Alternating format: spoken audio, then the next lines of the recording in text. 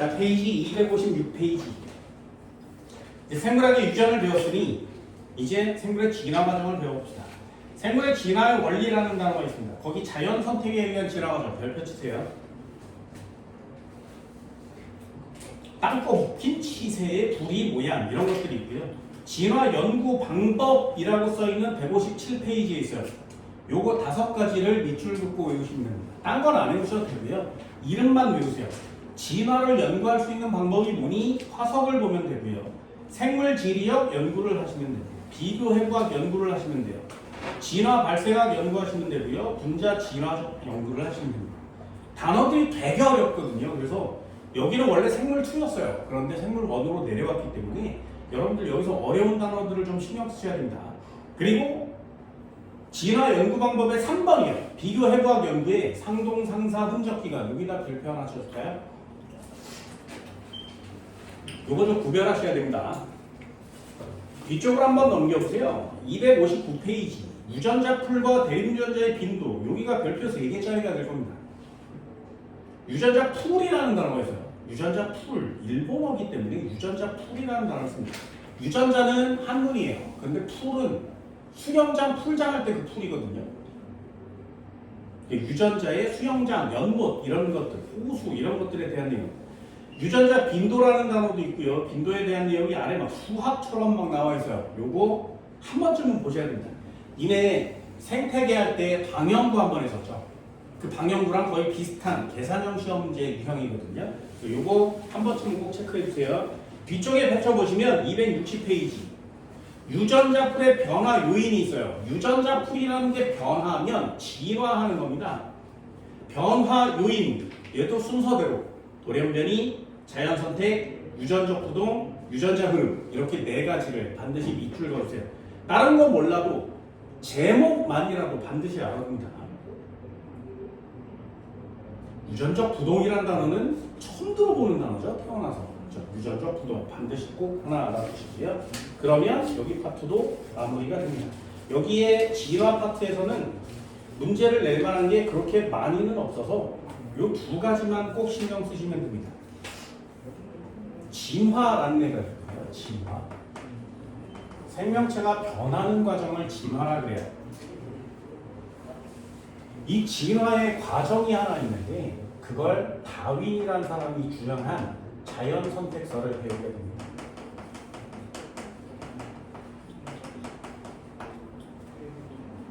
설자는 좀 지워지고요. 진화론이 확정됐으니까. 그리고 요거랑 비교하는 비교샷이 있는데 그게 용부용설이에요. 라마르크라는 사람이 주장했거든요. 자연 선택은 순서를 외우세요. 순서. 그 순서가 시험 문제가 됩니다. 어때요? 유전의 염색체, DNA, 상대량 이런 걸 갖고 노는 것보다 이런 내신용으로 외워주는 시험 문제가 좀 쉽게 느껴질 수 있습니다.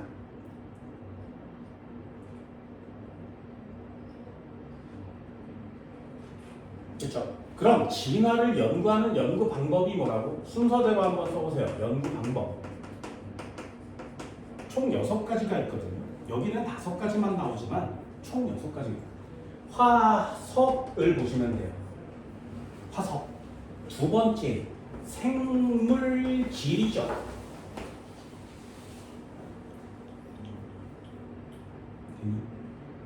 예를 들면 코알라 어느 나라에서만 살아? 네, 거기 말고는 살지 않습니다. 오리 너구리 어느 나라에서만 살아? 고라파덕 오리 너구리 어디서 살아? 호주에만 있습니다. 그렇게 생물이 지리적인 특성에 영향을 받아서 분리되는 거죠. 그리고 비교 해부학이 있습니다. 비교 해부학은 뼈다귀를 보는 거예요. 뼈의 구조를 보고 내부 구조를 보고 찾아내는 방법이에요. 지금은 이 녀석을 많이 쓰지 않고. 그리고 진화 발생.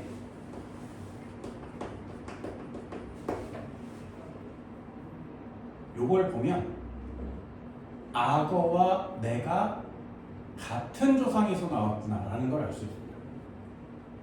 마지막이 분자화학, 분자생물학이거든요. 근데 분자생물학에서 분자진화학으로 바뀌었어요. 이 중에 대표적인 건 하나 있죠. 분자진화학적으로 인간은 원숭이에서 왔어를 대표적인 거 하나 있습니다. 그게 RH 혈액형이 되는 거죠. 연구 방법 5가지. 이 5가지 그냥 순서대로 외우세요. 암기는 해주셔야 되는 거예요. 이런 진화에 대한 내용들을 한 번씩 배우시면 됩니다. 요거 정리할 거고요. 그럼 두 번째, 진화는 어떻게 발생하니? 진화가 발생하는 이유가 뭐야? 그럼 결정적인 단어 하나는 쓰세요. 진화가 발생하려면 반드시 유전자 풀에 변화가 생겨야 된다. 유전자 풀에 변화가 생겨야 돼요. 유전자 풀에 변화가 생기면 그걸 진화했어요 라고 얘기하는 겁니다. 유전자 풀에 변화가 생기지 않으면 진화하지 않아요. 그걸 멘델 집단 뭐 이렇게 얘기하는데 우리는 그런 단어까지는 배우지 않습니다. 그럼 이 유전자 풀을 변화시킬 수 있는 요인은 뭐니? 역시 4개 있거든요. 4개는 꼭 보세요. 돌연변이라는 단어가 있고요. 자연선택, 중요한 단어죠. 자연선택. 유전적 부동이 있습니다. 유전적 부동.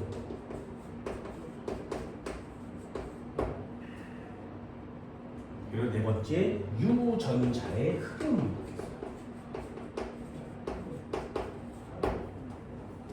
이게 이내가 배우는 생물학 진화의 끝입니다.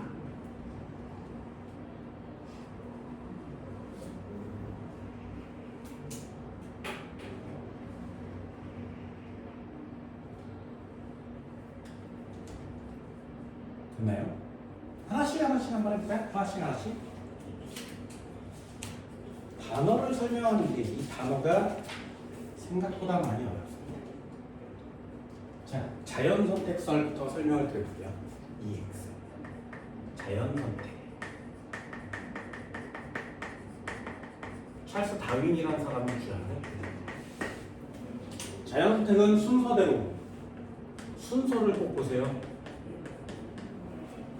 1번 순서가 뭐냐면 애를 졸라 많이 낳는 거야. 조금 낳으면 안 돼요. 졸라 많이 낳아야 됩니다. 통합과학에서도 배운 거죠. 이렇게 낳다 보면 개체들 사이에 변이가 생기게 돼요. 변이의 종류는 2종류가 있는데요. 개체변이, 돌연변이라는 애가 있습니다. 그 중에 좀 원래 특성과 다른 애가 태어나야 되죠. 예를 들면 털이 졸라 많은 원숭이에서 갑자기 털이 없는 원숭이가 태어난 거예요. 그 털이 없는 원숭이가 왕따를 당하다가 도구를 사용하게 됐죠. 그래서 지금 인간으로 진화하게 된 거죠.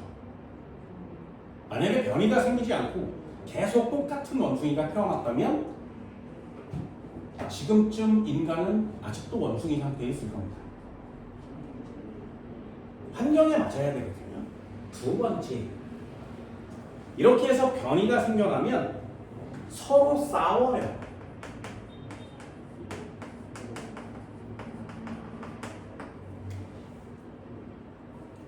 3번째, 그러면 적합한 자가 살아남습니다. 적자생존이라는 단어를 쓰는데 우린 그 단어는 사라졌고요. 자연이 선택해 줍니다.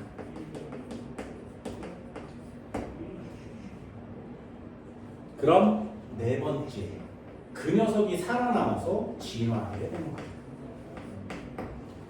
순서를 외우시면 됩니다.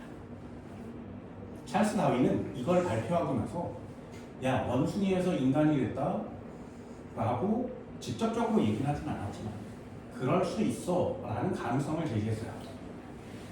비슷한 영장류인데 서로 원숭이가 되고 침팬지가 되고 오랑우탄이 되고 이렇게 진화하는 이유는 이것 때문이야. 그런데 인간이 영장류랑 비슷하게 생겼으니까 인간도 오지 않았을까? 라는 상상을 한 거죠.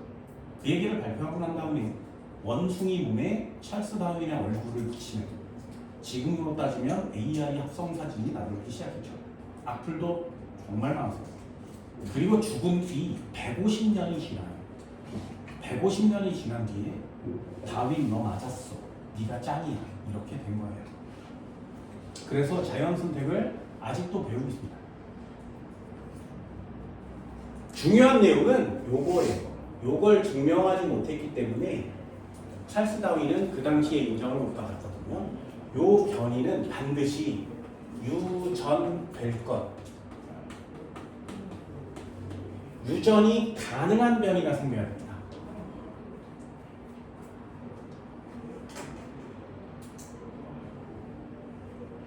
예를 들어보면 EX 기린의 목은 원래 짧았는데 길어졌겠니? 아니면 원래부터 길었겠니? 숙제인 거죠. 기린은 왜 이렇게 목이 길어? 목뼈의 개수는 똑같거든요. 목표가 졸라 길으니까. 그래서 기린이 됐습니다. 그래서 그게 너무 궁금했어서 가설이 여러 가지가 나왔었는데 자연 선택에 해당하는 기린의 목은 다양해요. 다양. 원래 기린의 목은 긴 애도 있고 짧은 애도 있고 여러 가지가 있었던 거죠. 예를 들면 기린이 있었는데 목이 짧은 애가 있었어. 그런데 변이가 태어난 거죠. 막 낳다 보니 목의 길이가 되게 다양한 애들이 태어난 겁니다. 그럼 짧은 애와 긴 애 이런 것들은 많이 낳다 보니 달라진 거죠. 인간도 키가 다르듯이 동물들도 다 다양하게 나타날 수 있는 겁니다. 그런데 나무를 이렇게 뜯어먹다 보니까 생존 경쟁에서 얘가 죽어버린 거고요. 얘도 죽어버린 거죠. 그래서 요 녀석만 살아남은 거예요.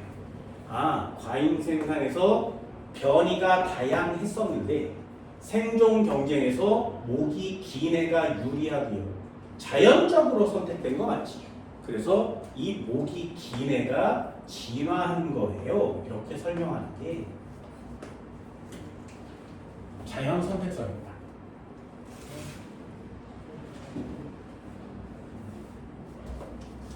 그럼 점점 이렇게 따먹으려고 노력하다 보니까 길어진 거 아니야? 이렇게 얘기할 수도 있잖아요. 안 돼요. 안 돼요. 먹으려고 이게 졸라 노력하다 보니까 모가지가 길어졌어. 그런데 얘가 애를 낳으면 짧은 애가 태어나요. 그래서 다시 노력해서 또 길어지면 애를 낳으면 짧은 애가 태어납니다. 그래서 이걸 증명해내기 위해서 사용하면 늘어나고 사용하지 않으면 도태되는 거야. 마치 인간의 맹장처럼. 소나 토끼 같은 애들은 초식동물이죠. 그런 애들은 맹장이 길어요. 불순물을 다 걸러내야 됩니다. 그런데 인간은 음식물을 골라 먹기 시작했죠. 더러운 걸 안 먹는단 말이에요. 그래서 맹장에 거르는 역할이 점점 퇴화된 거예요. 그러다 보니 맹장이 되게 짧죠. 퇴화되고 있거든요. 꼬리뼈도 마찬가지. 꼬리뼈가 있는데 그런 꼬리가 있었다는 얘기지. 점점 사용하지 않으니까 필요가 없어져서 줄어드는 거야. 그럼 필요가 없어지면 사라지는 거 아니야? 라고 생각해서 어떤 과학자가 쥐의 꼬리를 자르는 실험을 해요.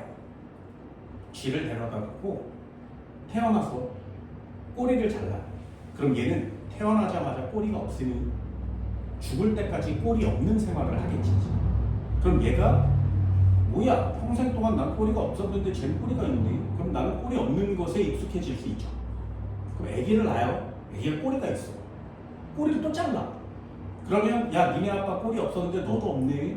그럼 너 이렇게 살아. 그러면서 막 자기가 살았던 거를 다 얘기해 주겠지. 그렇게 해서 계속 애가 날 때마다 꼬리를 계속 잘라요.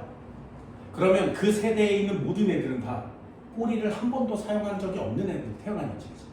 그러면 꼬리가 필요 없다는 인식이 뇌에 각인될 수 있죠. 그럼 점점점 필요가 없는 세포 기관일 테니까 쥐의 꼬리가 점점점 줄어들지 않을까에 대한 내용이에요. 쥐는 20일마다 아기를 낳을 수 있으니 세대를 굉장히 많이 오랜 동안 실험을 할 수 있어요. 자르고 또 자르고 자르고 또 자르고 결론 줄지 않아요. 쥐의 꼬리는 아무리 잘라도 짧아지지 않습니다. 그게 얘랑 똑같죠. 기린이 아무리 모가지를 늘리려고 해도 다음 세대가 되면 똑같은 애가 태어날 테니 지금처럼 긴 애가 만들어질 수는 없다. 근데 기린은 태어나자마자부터 목이 길죠. 지금은 그렇습니다. 왜? 긴 애가 살아남아서 계속 유전하고 있으니까요. 그래서 여기 자연 선택의 전제 조건 중에 개체 변이, 이 변이가 반드시 유전 가능한 변이여야 합니다. 내용들 되게 많습니다. 거기에 땅거북이라는 애가 있어요. 거북이는 원래 바다에 살죠. 그런데 갈라파고스 군도에 땅거북이 있어요. 거기에 보면 갈라파고스의 많은 수의 거북 밑줄 드세요. 그게 과잉 생산입니다.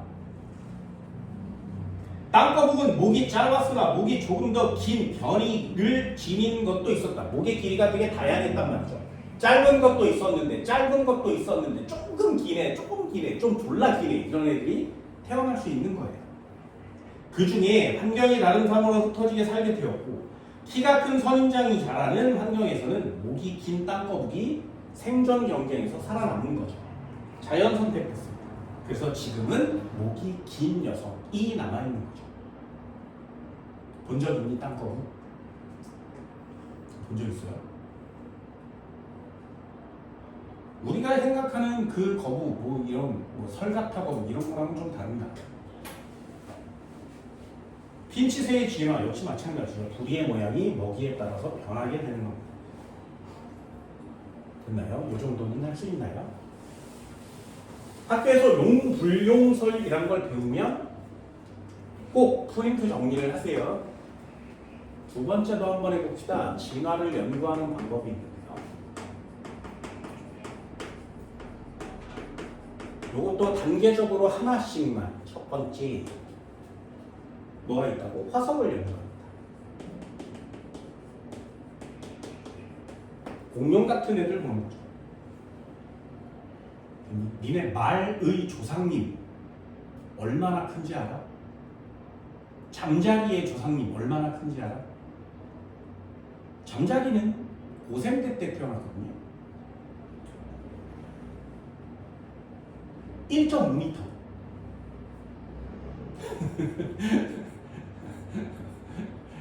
내가 제일 싫어하는 것 중에 하나가 날아다니는 바퀴벌레입니다. 제일 싫어하거든요. 미쳐버리겠어요. 푸짝사짝 소리까지 나. 미쳐버리겠어요. 시꺼먼 애 졸라 큰 애가 날아다녀. 그런데 요만한 애가 날아다녀도 그렇게 무서운데 1.5m 잠자리가 날아다닌다 생각해보세요. 근데 잠자리는 육식이에요. 다 잡아먹겠죠. 그러면 하늘에 그런 애들이 미치도록 날아다닌다는 생각은 얼마나 무섭죠. 그 당시에 말은 아직 안 태어났지만 진화해서 나중에 포유류인 말이 태어났을 때 말은 30cm. 말 요만했어요. 졸라 귀엽겠죠. 말 요만했어요. 니네 말 발가락이 몇 개인지 알아? 말 발가락은 하나예요.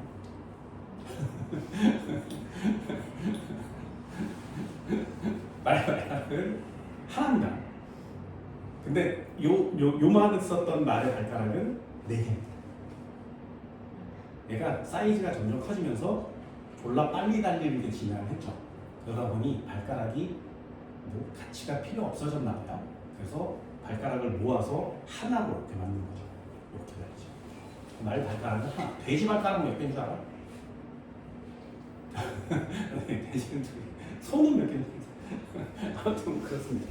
여러분 화석을 보면 알 수 있는데 얘는 두 가지만 체크해 주시면 됩니다. 단순한 구조에서 복잡한 구조 이렇게 진화하죠. 그리고 바다에서 육지 쪽으로 진화해 왔습니다.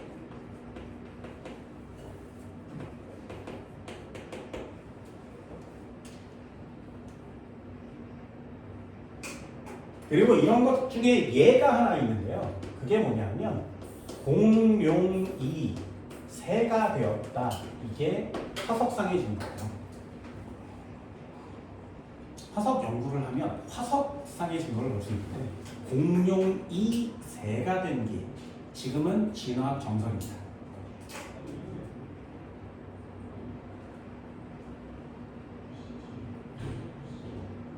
처음에 시조새의 화석이 발견됐을 때 시조새라 그래서 봤더니 새거든요. 깃털을 갖고 있으니까. 그런데 깃털을 갖고 있으면 새인데 이빨이 있어요. 새가. 그래서 이 새끼 뭐야? 공룡과 새의 중간이야? 아무도 안 믿었습니다.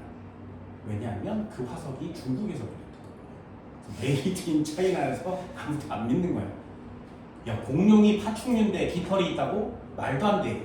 그래서 안 믿고 있었는데 점점점 화석을 발견하고 관측하는 기술이 발달하다 보니 공룡 화석인데 주변에 깃털의 흔적을 갖고 있는 공룡들이 생각보다 굉장히 많았던 거예요.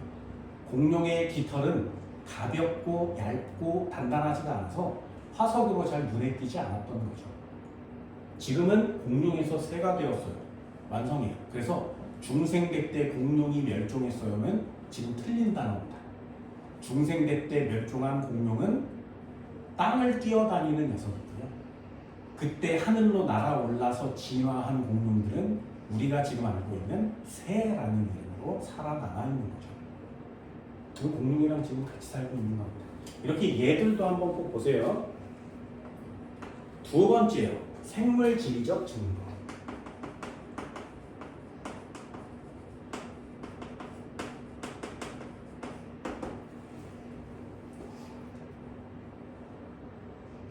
얘는 지역을 보시면 되거든요.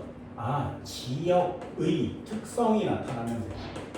예를 들면 섬 같은 곳에 고립됩니다. 섬 같은 곳에 고립되면 돼요. 고립을 다른 말로 뭐라고 하냐면 격리라고 합니다. 격리. 서로 이동이 없으니 격리되어 있으니 거기서만 살아야 되겠죠.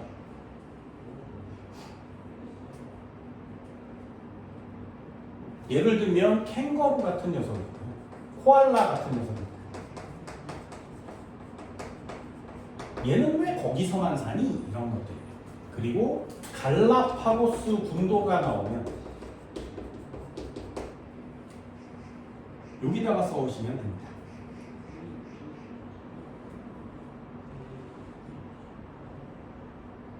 섬이 되게 많은데 찰스 다윈이 여기를 가거든요. 섬이 되게 많아요. 그래서 배를 타고 여기저기를 이렇게 돌아다니면서 연구를 합니다. 그런데 여기에 사는 새가 있는데 새 부리가 이렇게 생겼어요. 여기에 사는 새가 있는데 얘는 새 부리가 이렇게 생겼습니다. 여기에 사는 애는 단단하게 생겼고 여기 사는 애는 되게 동글동글하게 생겼고 새 부리가 다 달라요. 그리고 발가락의 모양도 다 달라요. 발이 삐죽삐죽 생긴 애가 있고 발톱이 되게 뾰족뾰족 생긴 애, 이런 여러 가지 종류가 있었단 말이죠. 그래서 처음에 도착했을 때는 각 섬마다 다 다른 종의 새가 있는 줄 알았어요. 그런데 이게 섬으로 격리되고 여기서 살기 위해서 먹이에 적응하다 보면 먹이의 모양에 따라서 부리가 변하지 않았을까라고 생각한 거예요. 나중에 알고 봤더니 진짜 같은 종이었던 거죠. 모양만 변하게 된 겁니다. 그래서 생물지리적으로 격리되면 새로운 종이 태어날 수 있구나라는 걸 증명했어요. 3번 비교해부학입니다. 비교해부학.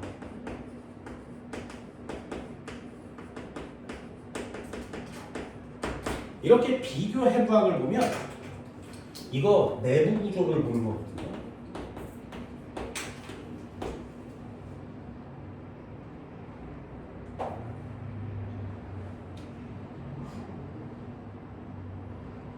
예를 들면 새의 날개와 고래의 앞다리, 새의 날개와 고래의 앞 지느러미,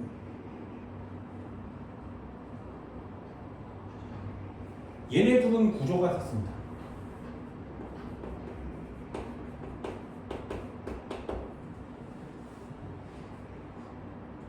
박쥐의 날개 역시 구조가 같죠.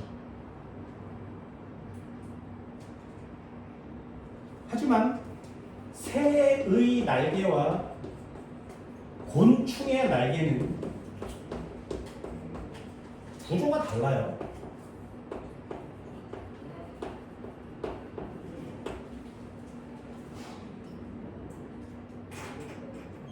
새 날개는 앞다리가 변해서 된 거고요. 그래서 새 날개 뜯어먹으면 뼈다귀 나오는 거 맞죠?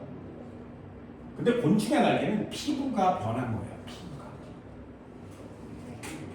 그래서 비교해봐. 뼈다귀를 보면 그 속에 뭐가 있는지를 찾아낼 수 있는 겁니다. 여기에 심화 과정 하나 있고요. 네 번째, 진화 발생학 증거.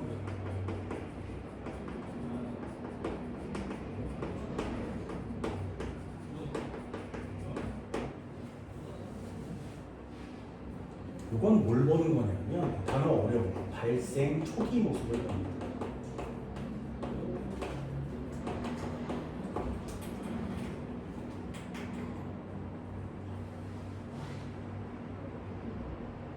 이 발생 초기 모습을 보면 다 똑같이 생겼어요. 그래서 공통 조상에서 온 거 아닌가 하는 생각을 해요. 인간도 아기 때는 아가미를 갖고 있는 거 알고 있나요? 물고기는 아가미가 없어. 귀도 없거든. 아가미는 있는데 귀는 없어요.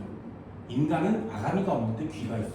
그래서 아가미가 귀로 변한 거 아닐까라고 생각하는 사람들도 되게 많습니다. 아가미 있으면 좋은데, 그치? 수영할 때 물에 안 빠져주는 거 아니야?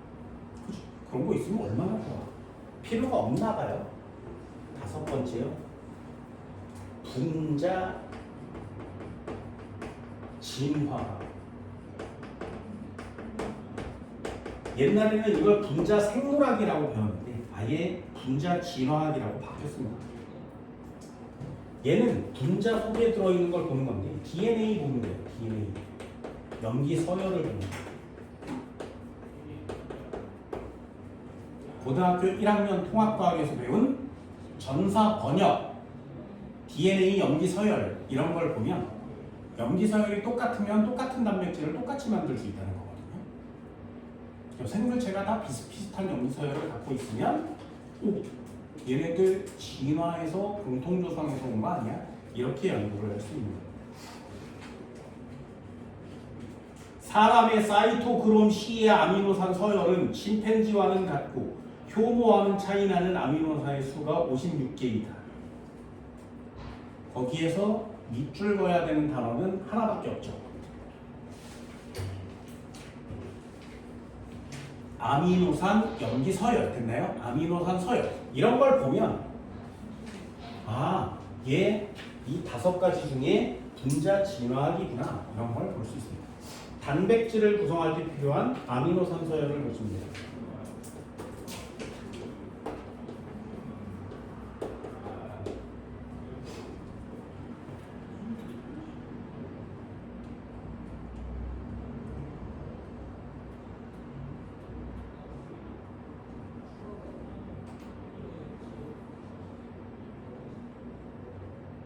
그렇죠? 여기 요거 하나 해볼까요?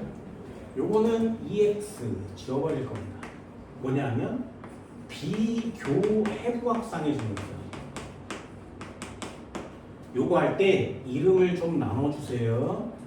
상동기관이라는 게 있고요.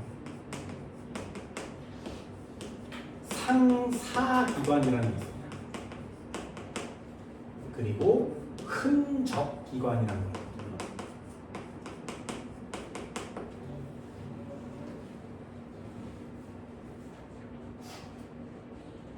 상동 같다는 뜻이죠. 상동 같다는 뜻이고요. 상사 뭐 비슷하다는 뜻이고요. 얘는 흔적만 남아있다는 뜻입니다. 비교할 때 뭘 비교하는 거냐면 상동, 상사, 흔적 이렇게 세 가지를 비교할 때 기능과 모양을 비교해요. 예를 들면 아까처럼 새의 날개와 고래의 앞지름은 비슷한 기능을 갖고 있니? 완전 다른 기능이죠. 그런데 구조는 같아요. 써볼까요? 구조를 보면 내부 구조가 비교 협박상을 봤더니 같은 거예요. 그래서 상도. 그래서 구조에다 동그라미를 맞춰보시면 됩니다. 하지만 기능은 달라요. 이걸 상동기반이라고 합니다.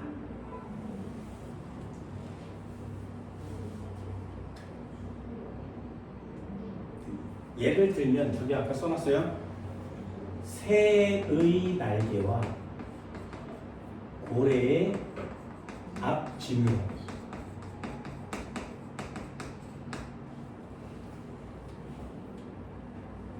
새는 날아다니는 데 쓰는 거고요. 고래는 헤엄치는 데 쓰는 거거든요. 모양이 좀 다르게 생겼지. 기능도 좀 달라요. 그런데 해부를 해보면 손가락의 구조를 모두 갖고 있단 말이죠. 그래서 해부를 해보면 똑같이 생겼는데 왜 기능은 조금씩 달라졌지? 그게 상동기반이에요. 그럼 걔는 원래 똑같은 애였는데 분리됐구나 라는 걸 알 수 있습니다. 상사기관은 반대로 쓰는 거여서 이거 헷갈리면 안 돼요. 구조가 달라요. 하지만 기능이 같아요.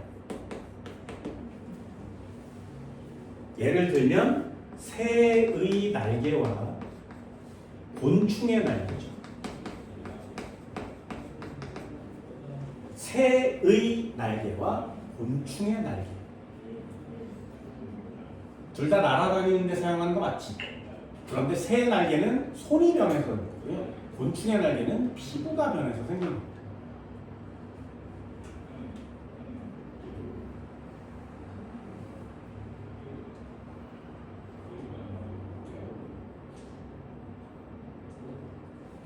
그럼 도대체 상동기관이 의미하는 건 뭐야? 새의 날개와 고래 앞짐승이가 왜 같아? 구조가? 옛날에 조상이 같았어요 라는 걸 증명할 수 있어요. 원래 조상은 똑같았는데 하나는 고래가 되고 하나는 새가 되고. 그럼 상사기관은 왜 동물이 구조가 다른데 왜 기능이 같아졌니? 살아가는 환경이 비슷하니까요.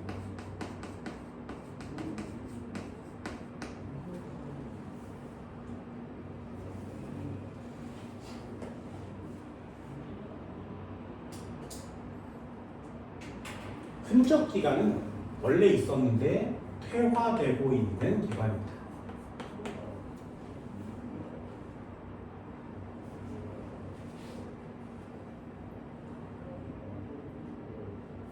예를 들면 맹장. 맹장의 다른 말이 뭔지 아세요? 맹장의 다른 말, 과학적인 단어. 맹장의 다른 말은 충수돌기라고 합니다. 맹장.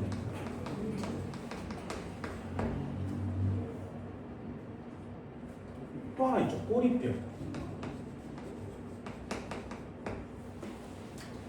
그 동물은 하는데 인간은 못하는 거. 동물은 이걸 못하면 다 잡아먹힐 가능성이 되게 높습니다. 근데 인간은 이게 필요가 없어요. 그래서 안 해도 되는 거.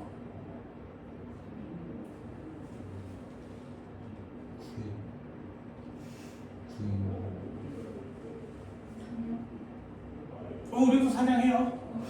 낚시하잖아요. 동물은 포식자가 어디서 오는지를 알아야 되지. 그래서 이렇게 일어나서 이렇게 보는 애가 생겨난 거예요. 그런 애는 눈을 발달시키고 귀를 줄이죠. 그런데 눈이 이렇게 앞으로 되어 있는 동물들이 있어요. 그러려면 모가지를 졸라 돌려야 되지. 그게 싫은 거야, 귀찮은 거야. 그래서 귀를 크게 만들어서 이렇게 돌리는 거죠. 이해됐나요? 근데 인간은 귀를 움직이지 않아도 되죠. 그래서 귀 움직이는 근육이 퇴화되고 있는 중이에요. 근데 있잖아요. 귀를 움직일 수 있는 애가. 없나? 귀를 움직여? 그런 게 흔적기관입니다. 됐죠? 진화 발생학 연구. 이것도 한번 해볼까요? EX. 진화 발생학. 얘를 보면 인간과 같은 동물들이 역시 공통조상에서 왔구나 라는 걸 알아낼 수 있어요.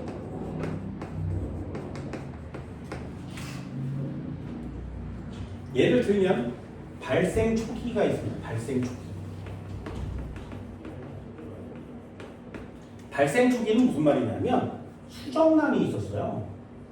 수정란이 있었는데 이 수정란이 조금씩 자라는 요 초창기입니다. 그럼 새끼 손톱 한 마디만큼 생기거든요. 그때가 발생 초기예요. 이렇게 생겼어요. 길다랗게 이렇게 해서 눈도 있죠. 얘네 책에 이쁜 그림이 나와 있습니다.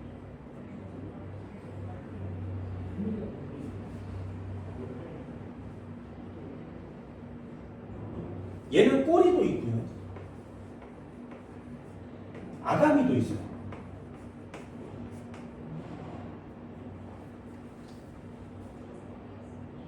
그런데 여기서부터 조금씩 모양이 달라져서 누구는 이렇게 생긴 애가 되고요. 누구는 이렇게 생긴 애가 됩니다.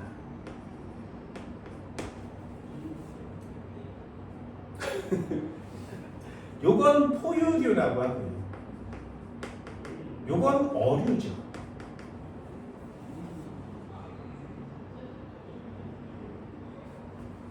누구는 새가 되고요. 조류. 누구는 파충류가 되고요. 공룡, 악어. 누구는 양서류가 됩니다. 개구리.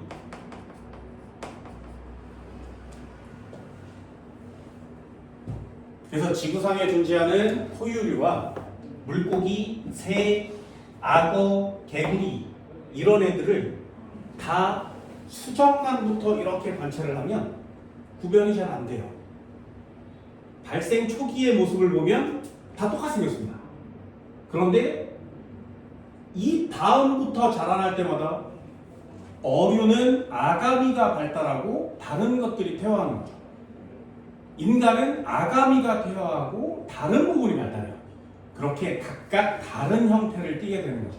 그렇다면 왜 아기 때 모습은 다 똑같으니 한 종류에서 왔을까요?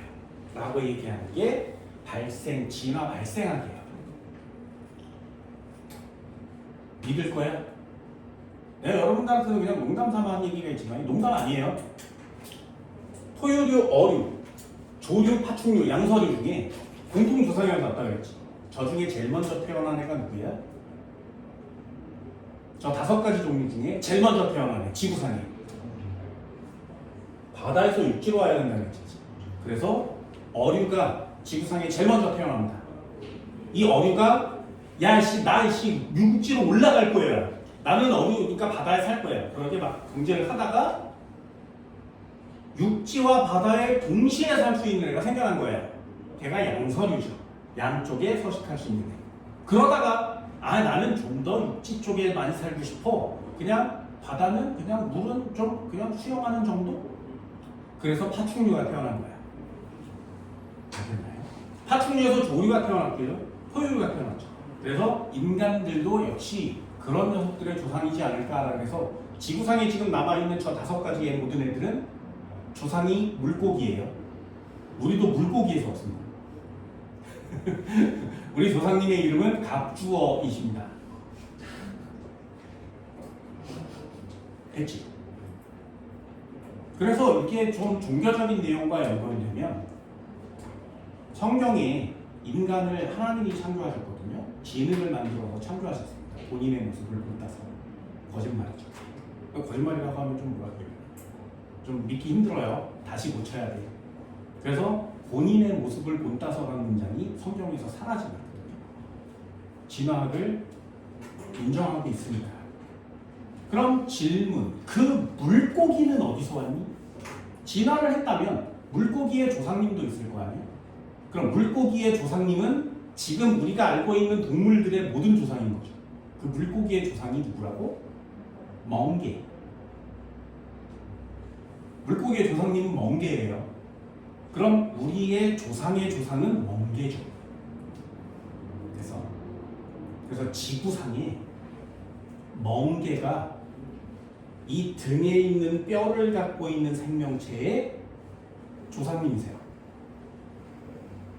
그래서 지구에 사는 동물들은 딱 두 종류거든요. 인간 포유류, 양서류, 파충류, 조류, 얘네들의 특징이 뭐냐면 겉이 물렁물렁해요.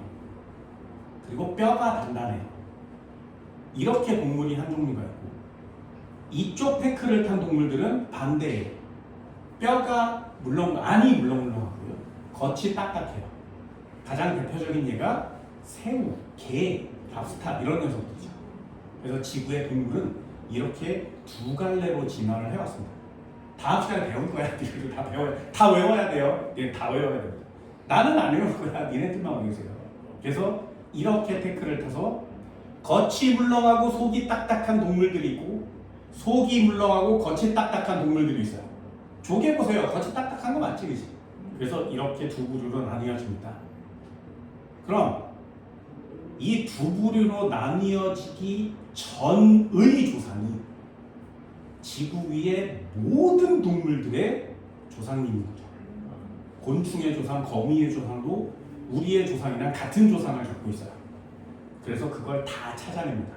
결론, 지구상이 최초로 나타난 동물, 개로부터 지구 위의 모든 동물이 태어났어요. 누구? 지구상에 최초로 나타난 동물. 니네들 전부 다 알아요.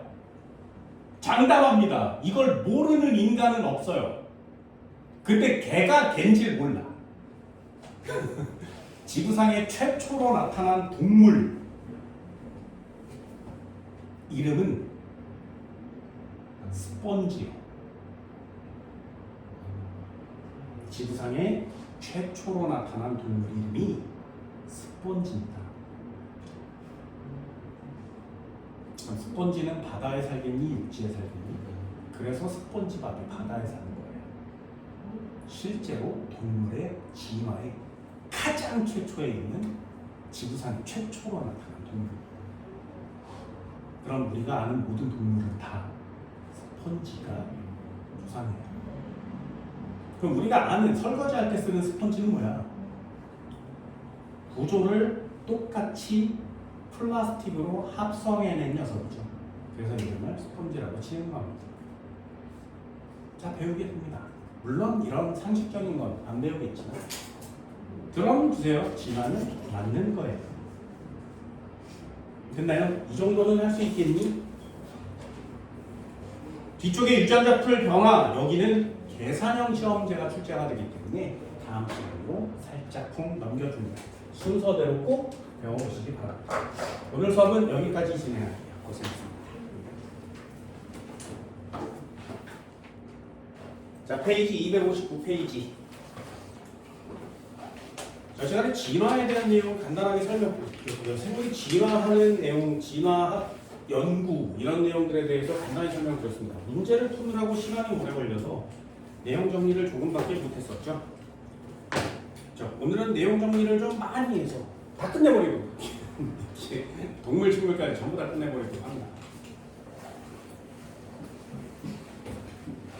물리는 이제 다 끝났죠. 그리고 상대성이론 다음 주에 30분 하면 되고, 화학은 중화 반응 하나 남았죠. 오늘 중화 반응하면 화학 진도도 끝이 납니다.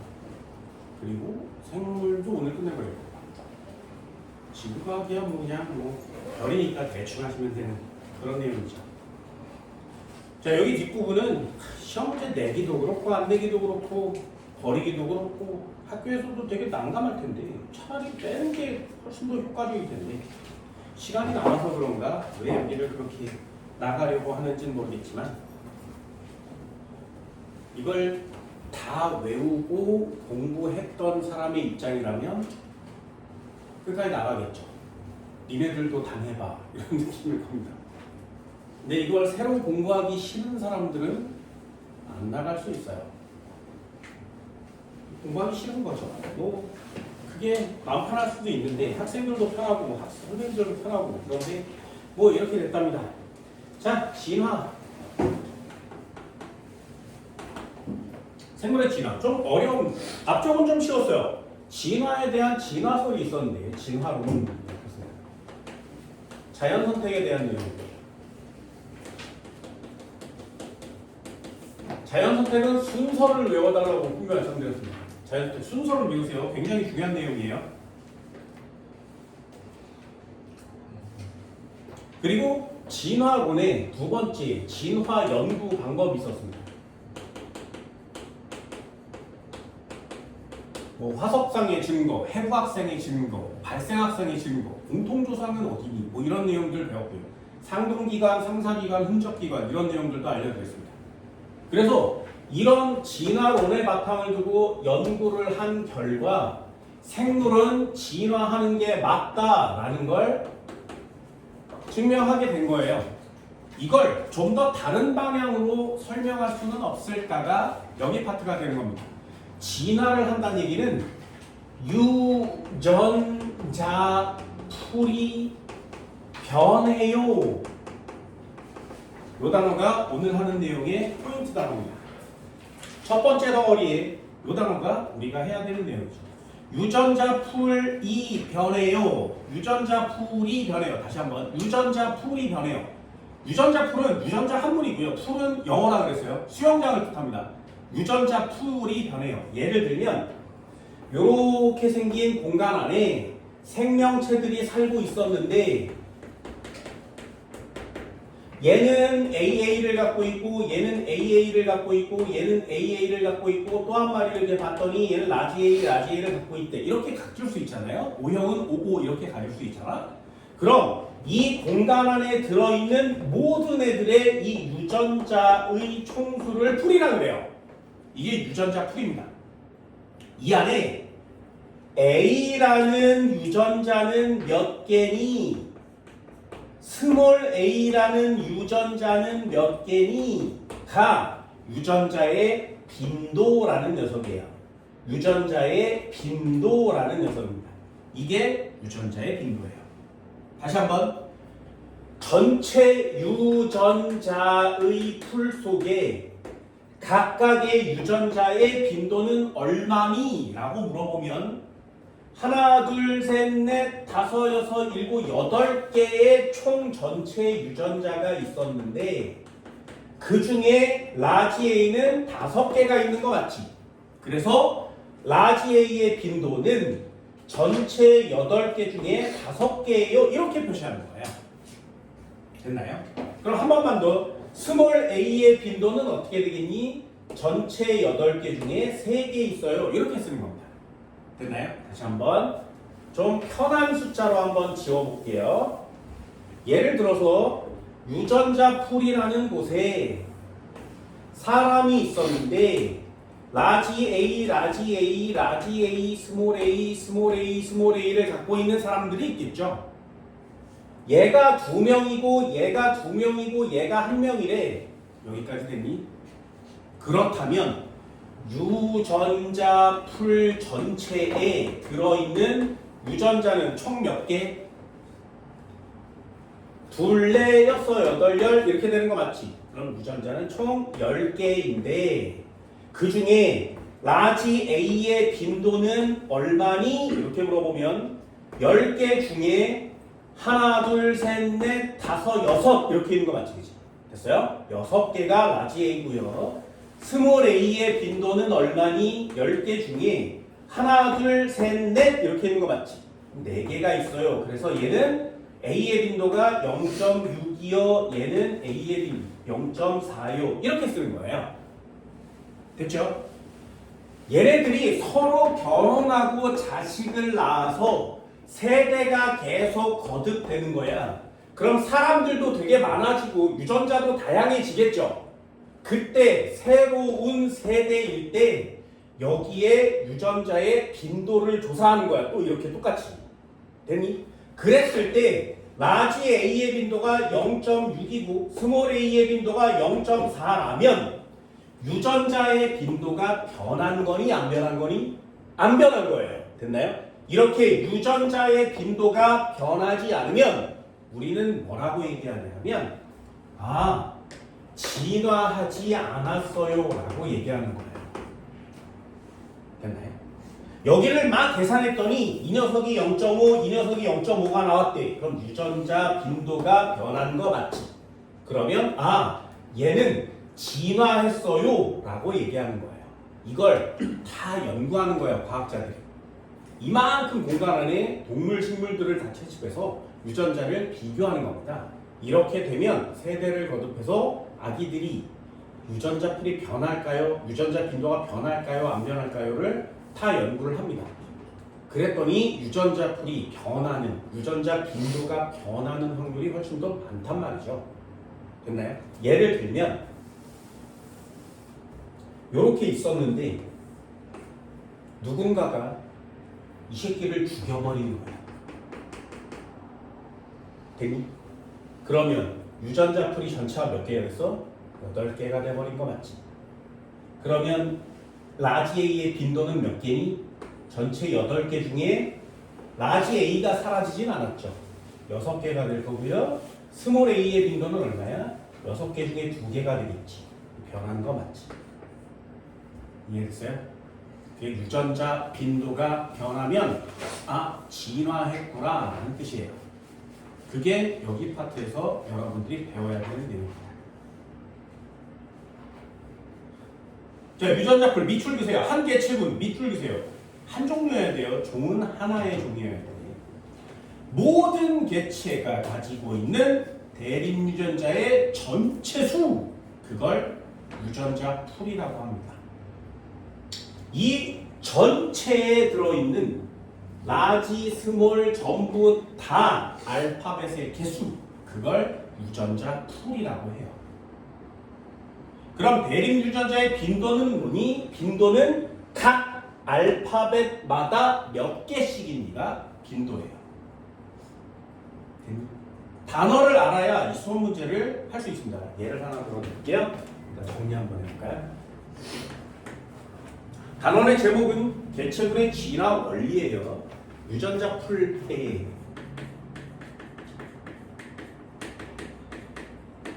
자, 유전자 풀이 뭐라고? 한 개체군,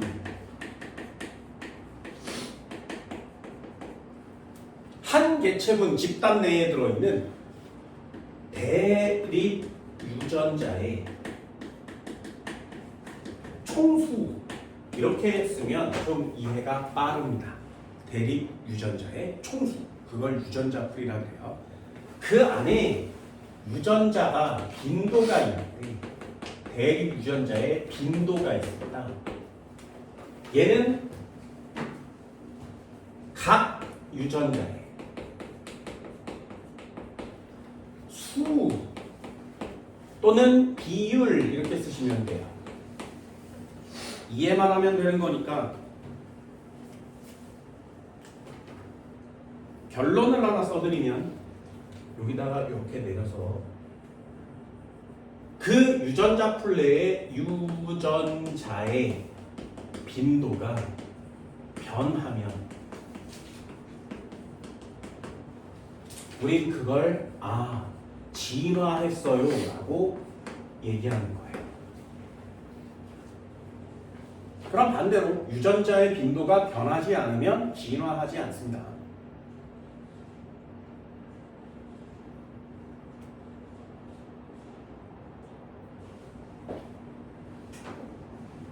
예를 한번 들어볼까요? EX. 아까 한 예를 한번 들어봅시다. 이만큼 공간 안에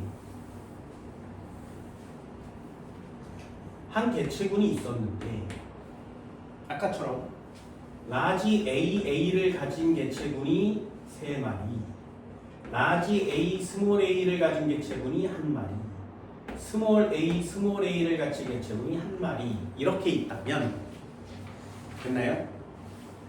유전자 풀에 들어있는 유전자 풀 전체에 들어있는 유전자의 개수는 총 몇 개니? 그럼 전부 다 세는 거죠. 하나, 둘 짜리가 5마리 있으니까 총 10개요. 이렇게 쓸 수 있잖아요. 그렇죠? 되게 쉽죠? 개수만 세면 되는 거. 됐니? 그럼 라지 A의 유전자의 빈도는 얼마니? 이렇게 물어보면 라지 A 개수만 세는 거거든요. 전체는 10개인데 라지 A가 몇 개야? 6, 7 됐지? 얘는 7개요. 되셨나요? 스몰 A의 유전자의 빈도는 얼마니? 네, 유전자의 빈도는 10개 중에 3개예요. 야, 이게 뭐야? 초딩도 하겠다. 그죠? 라지 알파벳 몇 개니? 이걸 물어보는 건데, 야, 모르겠어. 이러면 안 되잖아요. 그럼 얘는 0.7 이렇게 쓰고요. 얘는 0.3 이렇게 씁니다. 됐나요? 어렵지 않지. 그래서 자, 그럼 유전자 풀이 이 유전자 빈도가 변함이 없으면 진화하는 거 아니라 그랬어요.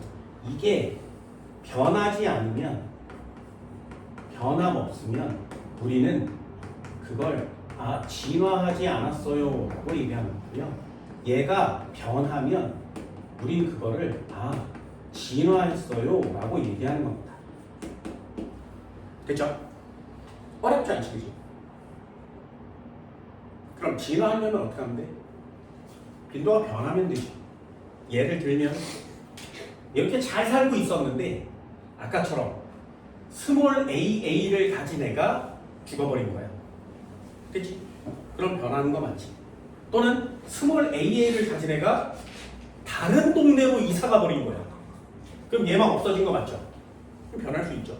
또는 여기에 스몰 AA를 가진 애가 몇 마리가 막 들어오면 또 변할 수 있지. 이해됐나요? 그런 이 유전적 빈도가 변해서 진화할 수 있는 경우를 하나씩 찾아가는 겁니다. 그게 여기 파트에서 우리가 배워야 되는 내용이에요. 이건 계산형 시험 문제들로 엄청나게 유명한 가장 어려운 고3 생물2의 맨 마지막 단원이었거든요. 하디 바인베르그의 법칙이라고 합니다만 여러분들은 거기까지는 진도를 나갈 수가 없을 거예요.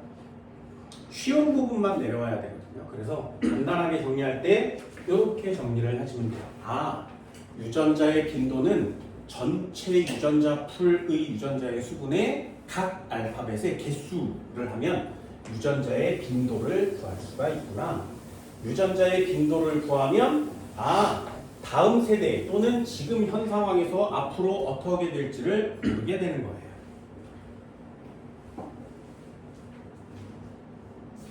됐나요? 계산은 빨리 하셔야 됩니다. 259페이지 책 한번 펼쳐보세요. 여기 예제 문제가 나와 있는데 잘 보세요. 맨 위에 물고기 같은 그림이 그려져 있죠. 그죠? 거기에 유전자 풀은 총 몇 개니? 이렇게 물어보면 유전자 풀 내에 대립유전자, 유전자 수는 총 몇 개예요? 그러면 마리 수를 세세요. 하나, 둘, 셋, 넷, 다섯, 여섯, 일곱, 여덟, 아홉, 열, 열한, 12마리 있는 거 맞지? 맞아요? 여기는 12마리가 있으니까 각각 2개씩의 대립유전자를 갖고 있겠지, 그지? 그래서 유전자는 총 24개가 됩니다. 이렇게. 이해됐어요? 그럼 그 안에 라지 A의 유전자 빈도를 구하세요. 그럼 라지 A의 개수만 세면 돼요. 라지 A의 개수만 세. 하나, 둘, 셋, 넷, 다섯, 여섯, 일곱, 여덟, 아홉, 열. 되니? 그럼 여기다가 쓰는 거죠. 24인데 이 녀석은 10개 있어요. 스몰 a의 유전자의 빈도는 얼마니? 이렇게 물어보면 전체가 24개인데 스몰이 세면 되죠. 10개 벌써 셌으니까 여기 14개가 남겠지. 그치? 당연하지 않겠니? 이게 유전자의 빈도라는 녀석입니다.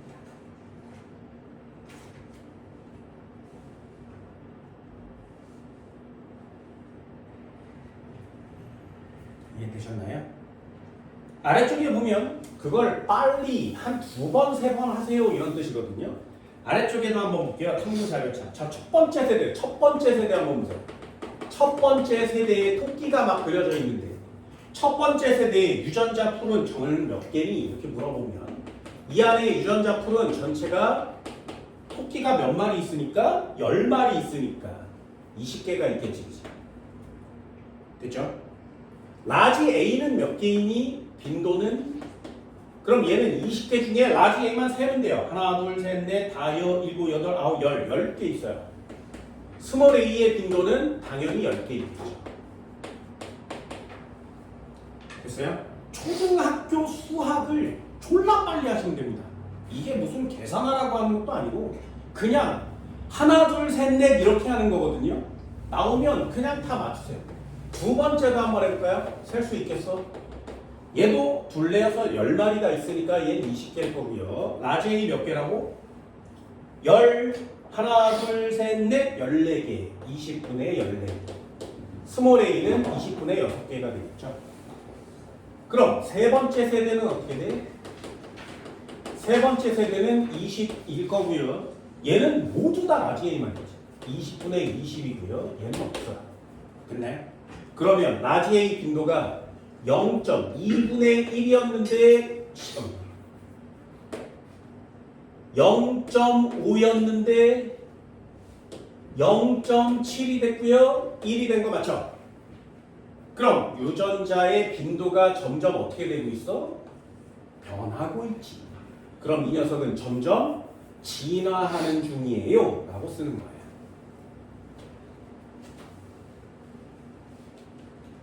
이해됐나요? 이걸 막 계산해서 세 번째 세대 막 이렇게 구하는 거거든요. 개체수가 100마리일 때 몇 년 얼마가 태어나 얘 구하는 건데 우리 안 구할 겁니다. 자, 한번 넘겨봅시다. 그렇다면 여기 갖고 오는 거야.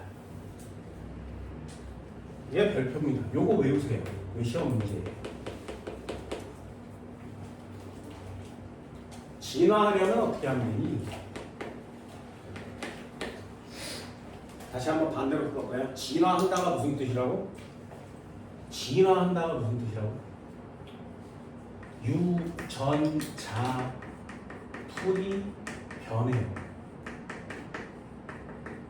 됐죠? 진화한다가 무슨 뜻이라고? 유전자의 빈도가 변해요. 자, 이 두 가지 단어를 이해했다면, 그래서 변하고 안 변하고로 진화가 된지 안 됐는지 찾을 수 있다면 그걸 반대로 쓰는 거 맞지? 그럼 유전자 풀이 변하고 유전자의 빈도가 변해서 진화하려면 어떻게 해야 되니? 그 단어를 외우세요. 첫 번째가 돌연변입니다. 돌연변.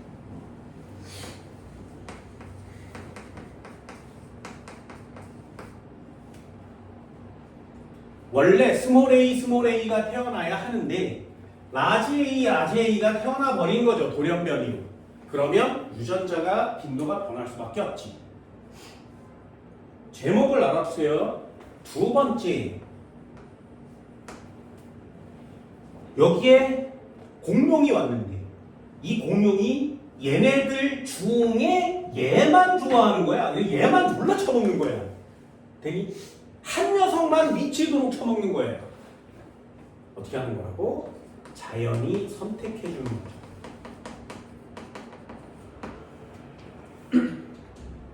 기린의 목이 다양했었는데, 그래서 유전자 풀이 되게 다양하고 많았었는데, 목이 짧은 애만 다 죽다 보니 목이 긴 녀석만 남은 거죠. 그럼 라지 A가 많아질 수밖에 없는 거지. 그게 요 녀석이에요. 세 번째, 요거 어렵습니다. 요 어려운 단어거든요. 유전적 부동이라고 해요.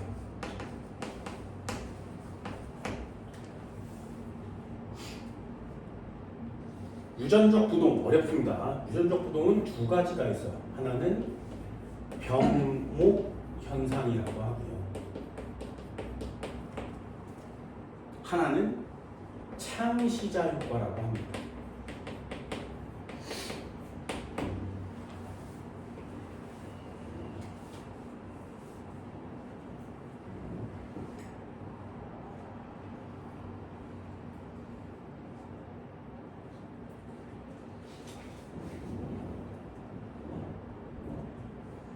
마지막 네 번째가 유전자의 흐름입니다.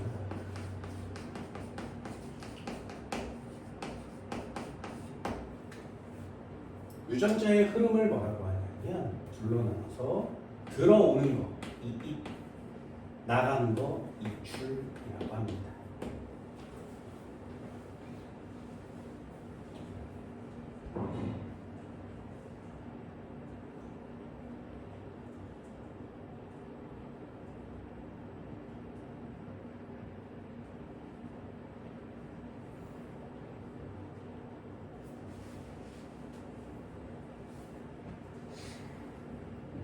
일단 썼다 안 나가게 지울까요? 이것도 이해하시면 되게 빨라요. 자, 진화할 때 어떻게 한다고? 자, 예를 한번 들어볼 테니까 잘 보세요. 어렵지 않습니다. 진짜 잘 봐. 이쪽 동그라미가 이렇게 있었는데, 여기에다 터널을 뚫어놓는 거예요. 됐지? 잘 보세요. 여기에 노란 동그라미가 하나, 둘, 셋, 네 개가 있었어. 되니? 가! 라고 하면 이 노란 동그라미가 이 터널을 지나서 한 마리씩 이쪽으로 건너오겠지. 여기까지 됐나요? 그러면 여기에 노란 동그라미가 다 없어지고 여기에 노란 동그라미 네 마리가 이렇게 올 수 있지. 어떻게 되는 건지 알겠지? 자, 이제 해볼게요. 잘 봐. 여기에 노란 동그라미 네 마리가 있었는데 요 녀석이 한 마리가 슉 와서 여기 왔어. 됐지? 그럼 이 노란 동그라미 네 마리가 여기로 이렇게 다 오면 처음과 끝에 노란 동그라미의 개수가 똑같죠. 그럼 노란 동그라미를 라지 A라고 한다면 이 안에 들어있는 라지 A의 개수가 변함이 없는 거 맞지? 유전자 풀이 안 변해요. 유전자의 빈도가 안 변해요. 진화하지 않았어요. 여기까지 됐나요? 자, 다시 한번요. 동그라미 4개가 있었어. A야. 한 마리가 여기 왔어. 됐지? 또 한 마리가 이렇게 쑥 가고 있는데 여기서 갑자기 레이저 광선이 나온 거야. 그래서 노란 애가 여기로 이렇게 슉 왔는데 레이저 광선을 맞고 빨간색으로 변한 거예요. 되니? 그러면 이렇게 왔을 때 빨간 애가 이렇게 생기고 노란 애가 이렇게 생기면 유전자 빈도가 변한 거 맞지? 됐나요? 그럼 이 레이저 광선 때문에 원래 노란 애가 나와야 되는데 완전 다른 애가 태어났지.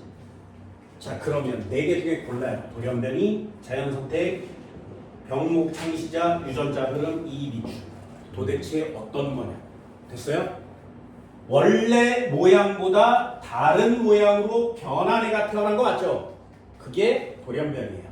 그럼 니네들이 요 그림을 보고 아, 이거 진화 변해, 유전자풀 변해, 빈도가 변하는 진화 요인 중에 돌연변이야 이렇게 맞추는 거예요. 됐죠? 한 번만 더 해볼게요. 동그라미가 있었어. 터널을 뚫었어. 자, 집단 옮겨 라고 했어. 여기 노란 애가 있었고 빨간 애가 있었어. 됐죠? 옮겨갈 거예요. 그런데 여기에 졸라 큰 새가 나타나서 노란 애는 안 처먹고 빨간 애만 다 처먹는 거야 얘가. 됐어? 그럼 여기는 노란 애 빨간 애가 있었는데 빨간 애가 다 없어지고 여기 노란 애가 남지. 4개 중에 뭐니? 뭔 말인지 알겠어요? 뭔 말인지 알겠어? 이런 걸 고르는 거예요. 초등학교 시험 문제잖아요. 누가 얘가 다 처먹어서 한 종류를 멸종시켰어. 긴 애 목이 다양했는데 짧은 애만 죽였어. 긴 애만 남았어. 그게 자연선택인 거죠. 이해됐나요? 졸라 쉽지 않니? 하나만 더 해볼게요. 여기에 동그라미가 있었어. 가운데 터널을 뚫었어. 그치? 노란 동그라미가 4마리가 있었는데 얘가 이쪽으로 왔죠. 노란 동그라미 4마리가 왔어요. 됐나요? 근데 어딘가에서 동그란 빨간 애가 들어와서 이 빨간 애가 딱 있는 거예요. 어때? 유전자 풀이 변한 거 맞죠? 그럼 얘는 새로운 개체가 들어왔지. 그럼 이 5개 중에 뭐야? 그걸 이입이라 그래요. 됐나요? 한 마리가 들어와 버린 것 같이. 이걸 이입이라고 하는 겁니다.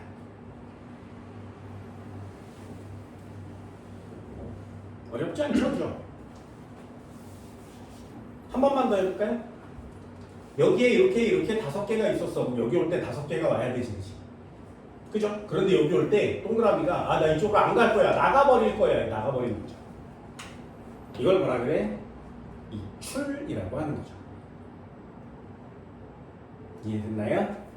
자, 이제 유전적 부동을 설명드릴게요.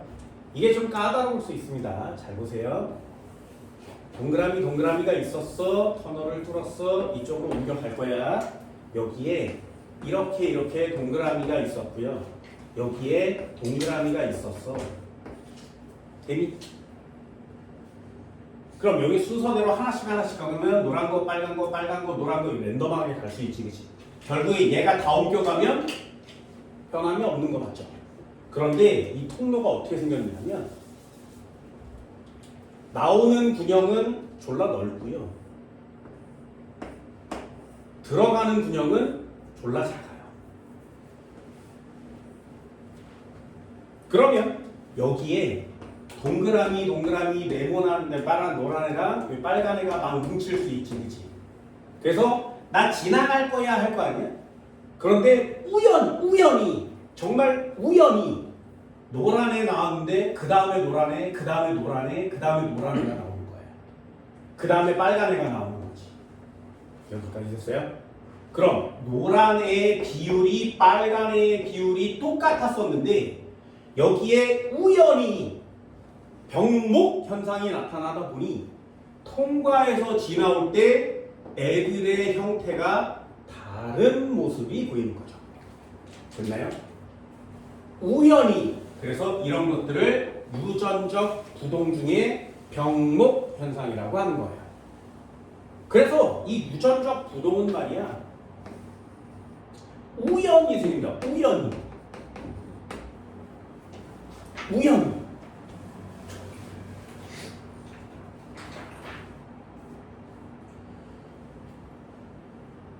됐나요? 창시자 효과도 한번 볼까요? 창시자 효과는 뭐냐면 이렇게 있었는데 여기에 노란 애가 이만큼 있었어요. 빨간 애가 이만큼 있었어요. 됐나요? 갈 거야. 근데 이 많은 애들 중에 노란 애만 온 거예요. 노란 애만 온 거야. 그리고 우연히 막혀버린 거죠. 그러면 얘네들이 더 이상 못 오는 거 맞지? 그럼 여기서 얘네들이 애기 낳고 잘 사는 거 맞지?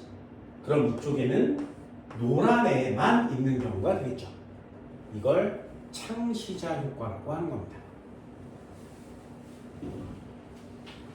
그래서 진화의 요인들은 몇 가지가 있는데 그림 보고 고르세요. 자, EX 하나 해봤으니까 써볼까요? 동그라미, 세모 이렇게 있었는데 얘가 이렇게 가다가 이건 쉽습니다. 자외선 같은 돌연변이 유발 물질을 맞아요. 그래서 동그라미가 세모로 바뀐 거죠. 그럼 이쪽에 동그라미가 몇 개가 돼? 하나, 둘, 세 마리가 되고 세모가 한 마리 되는 거 맞지? 이해됐나요? 동그라미 하나가 세모로 동그라미 하나가 세모로 바뀌었으니까 세모가 세 마리 태어나야 되는 거 맞지? 자, 무슨 현상? 네, 이걸 딱 보고 돌연변이구나 고르는 거예요.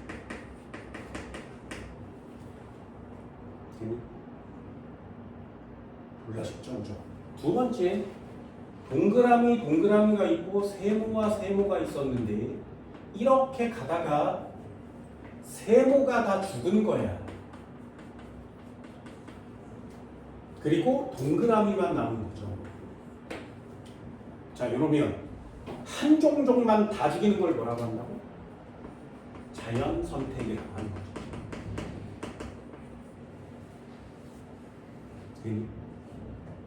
한 번만 더 해볼까요?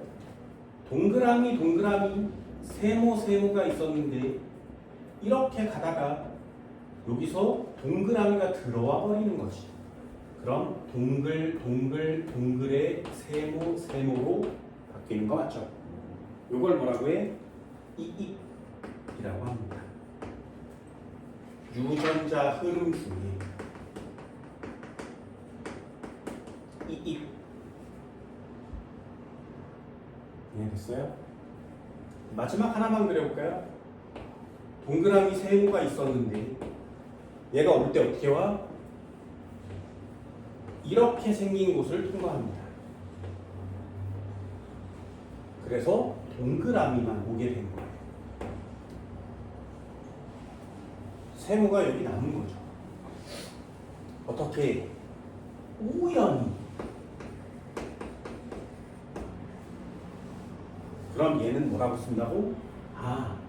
유전적 부동 중에 병목현상 이렇게 표시하는 거예요.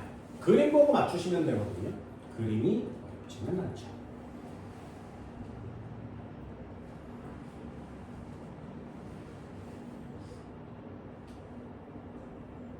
됐죠? 얘들을 보고 하나씩 찾아가는 게 니네들이 해야 될 일입니다.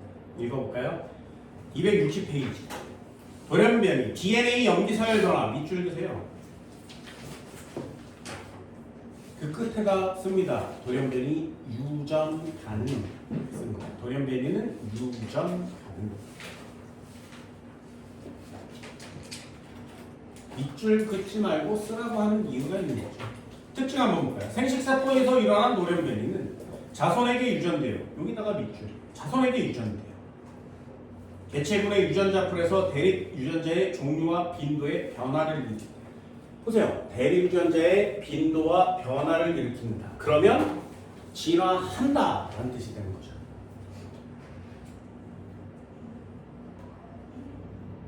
얘들을 외웁니다. 남모양적 혈류 빈혈증, 옆쪽에 초파리의 눈 이런 것들을 보면 얘가 돌연변이구나 이렇게 쓸 수 있단 말이죠.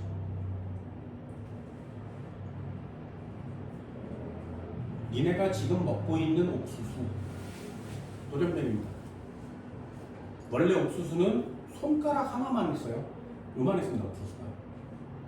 근데 그걸 처먹다가 좀 더 많이 먹을 방법이 없을까 그래서 교배시키고 돌연변이 만들어서 지금 사이즈가 된 거죠. 방울토마토 돌연변이에요. 원래 토마토는 그렇게 조그마지가 않죠. 그래서 우리는 그런 것들을 유전자 변형 생명체라고 하잖아요. 지금 되게 많습니다. 먹으면 돼, 안 돼? 먹어도 돼요? 맛있으니까? 많이 드세요.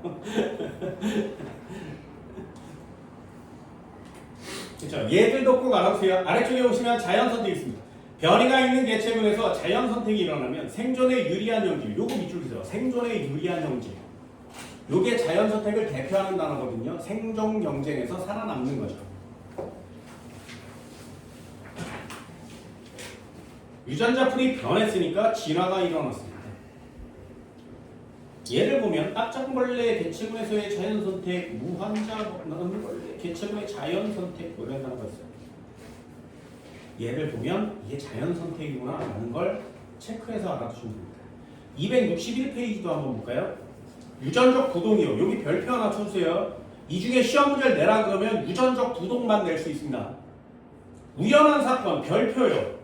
아까 얘기한 것처럼 유전적 부동은 우연히 일어난다. 우연히 진화가 되는 거예요. 우연히.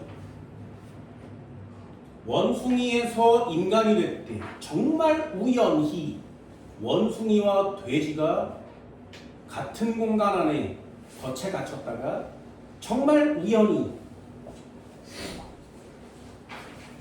사건 사고가 일어난 후 정말 우연히 부재된 암컷이 정말 우연히 인간을 낳은 거지. 그래서 인간은 원숭이와 돼지의 교잡 종이다라고 하는 학설도 있습니다. 믿을 거야? 믿을 거야? 인간은 원숭이랑 똑같이 생겼죠. 형태가. 털만 없을 뿐이거든요. 입만 들어갔고요. 송곳니가 앞니랑 붙어있을 뿐이에요. 엄지발가락이 앞을 향하고 있을 뿐이에요. 그런데 털은 왜 없어졌어?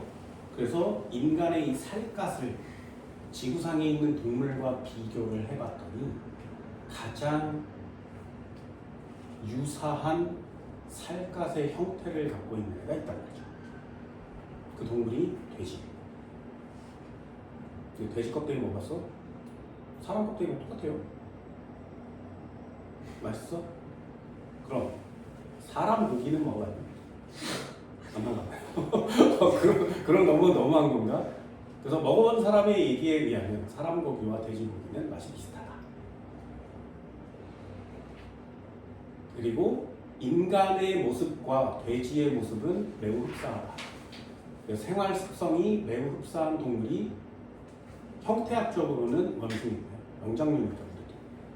그리고 생태학적으로, 환경학적으로, 그리고 애들의 어떻게 자라는지 문화학적으로 보면 돼지에 가깝다. 믿을 거야? 되게 근거 있는 학설입니다. 얘네들도 생각해보세요. 원숭이 힘이 얼마나 센지 아니? 졸라 세거든요. 정말 졸라 셉니다. 그리고 원숭이는 생각보다 매우 똑똑해요. 왜냐하면 인간이 손이 이렇게 생겼기 때문에 5개의 손가락을 다 움직일 수 있죠. 그래서 각자 하는 역할이 달라서 뇌가 발달합니다.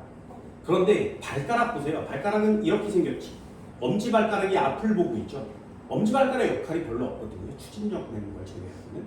중심을 잡는 데 힘을 쓰는 거 제외하고는 별로 없습니다. 그런데 원숭이는 엄지발가락이 이렇게 생겼지. 마치 손처럼. 그래서 원숭이는 손이 4개 있는 거예요.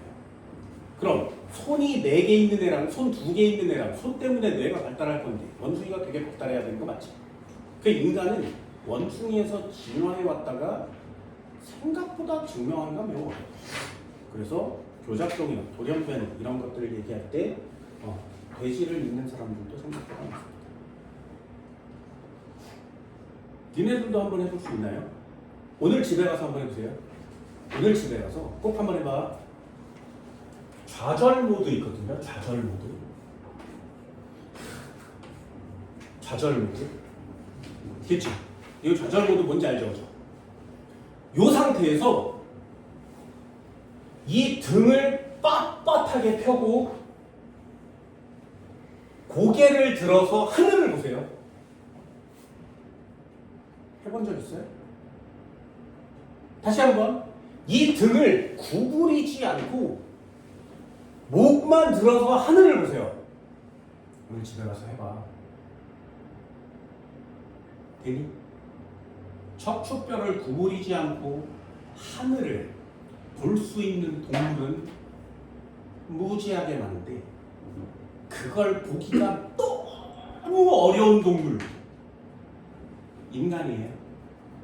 인간 잘 안 됩니다. 얘를 이렇게 구부려야 하늘을 볼 수 있어요. 안 구부리면 이 목이 이 뒤로 젖혀지질 않아요. 근데 동물 중에 거의 유일하게 하늘을 볼 수 없는 동물이 있죠. 네. 돼지는 하늘을 볼 수 없습니다.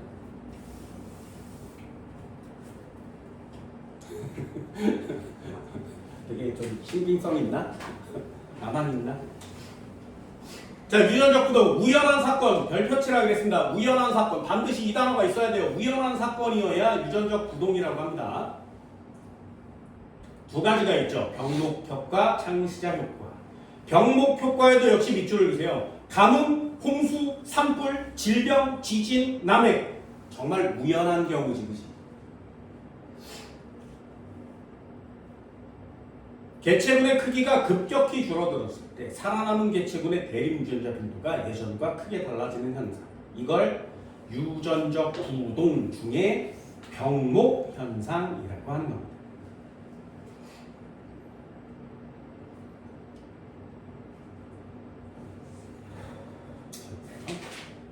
창시자 효과도 있어요. 개체군의 일부 개체 우연히 또 나왔죠. 우연히 밑줄. 새로운 지역으로 떨어져 나와 정착하면서 나타나는 현상이다. 분리되는 개체는 무작위로 정해진 새로운 개체군의 유전자. 기존 개체군과 다르다. 됐나요? 이걸 대표하는 단어가 여기서는 중요하진 않지만 그리고 이걸 안 믿는 사람들도 있습니다. 옛날에 일본과 우리나라는 바다가 없이 연결되어 있었는데 거기에 바다가 생기면서 분리가 됐죠. 그래서 우리나라와 일본이 바다가 없이 연결되어 있었을 때는 막 왔다 갔다 할 거 아니야? 그러니까 동물체들, 식물체들이 비슷하게 살고 있다가 바다라는 애가 연결되니까 이동을 할 수가 없지. 그래서 우리나라 따로 일본 따로 동물 식물 체계가 진화를 한 거예요. 그 결정적인 증거. 일본에는 있는데 우리나라에는 없는 동물. 일본에는 졸라 많은데 우리나라에는 없어요. 일본에 곰 있어요. 작년에 일본에 곰이 너무 많이 나타나서 작년에 일본을 대표하는 글자가 곰이었어요. 6천 마리를 넘게 잡았답니다. 민가로 내려가서 사람도 죽이고 그랬어요. 우리나라에는 없어요. 이 동물이. 근데 일본에는 있어요.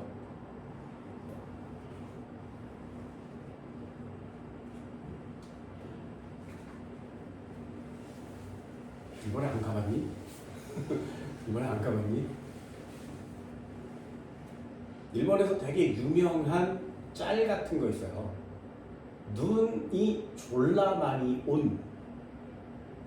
그래서 이만큼 쌓여 있는 곳에 온천에 들어가 앉아 있는 동물을 쓰는. 왜냐면 별로 관심 없지. 중요하지 않으니까. 사는데 뭐가 필요하겠니? 그런데 왜 그럴까가 되게 유명한 거예요. 일본에는 원숭이가 졸라 많거든요. 근데 우리나라에 원숭이 없어요. 그치? 우리의 인식 속의 원숭이는 동남아시아 같은 따뜻한 데 사는 동물인 줄 알잖아. 일본 보세요. 엄청나잖아. 그럼 우리나라에 원숭이가 없었어? 그랬었었어? 아니요. 옛날에 선사시대 무덤을 파헤치면 거기에 애기의 사이즈를 갖고 있는 유해가 막 발견되는 거야. 그럼 얘가 아기일 수 있잖아요. 근데 두개골이 원숭이와 인간은 달라요. 뭘 보면 알 수 있냐면 이 송곳니를 보면 알 수 있습니다. 그게 가장 큰 특징입니다. 발가락을 보면 알 수 있죠. 거길 보면 원숭이를 잡아먹었던 흔적들이 있는 거예요. 우연. 아래쪽에 유전자 흐름 되게 간단하죠. 이 밑줄 들어오는 거 나가는 거 이렇게 간단하게 표시해주면 되는 거거든요. 뒷장 한번 넘겨볼까요? 두 문제만 간단히 풀어볼게요. 262페이지 4번이요.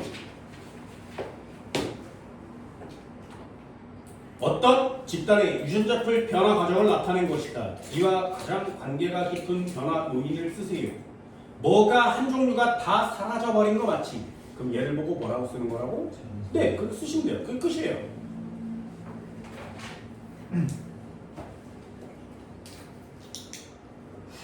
뱀이 263페이지요. 요거 예제 한번 들어볼게요. 잘 봐. 그림표 가는 동물 피해 개체군에서 몸세계 유전자에 따른 개체수 됐나요? 그럼 요거 대표 자료 1번 문제를 한번 잘 보세요. 요런 스타일로 문제를 접근하시면 되거든요. 그럼 가라는 애가 있었는데 라지 AA를 갖고 있는 애가 회색이래요. 이 녀석은 350마리가 있었대. A의 스몰 a를 갖고 있는 애는 회색이래요. 이 녀석은 480마리가 있었대요. 스몰 AA를 갖고 있는 애는 흰색이래요. 얘는 회색이고요. 얘도 회색이고 얘도 흰색인 거죠. 봤더니 얘는 160마리가 있었대요. 됐죠? 나도 한번 그냥 써놓고 한번 봅시다. 나는 라지 A를 갖고 있는 애가 245마리고요. 이쪽 녀석을 갖고 있는 애가 210마리입니다. 그리고 나머지가 45마리가 됐죠. 자, 여기서 라지 A는 몇 개니? 빈도가 이렇게 물어보면 세는 거예요. 전체 개체수가 몇 개니까?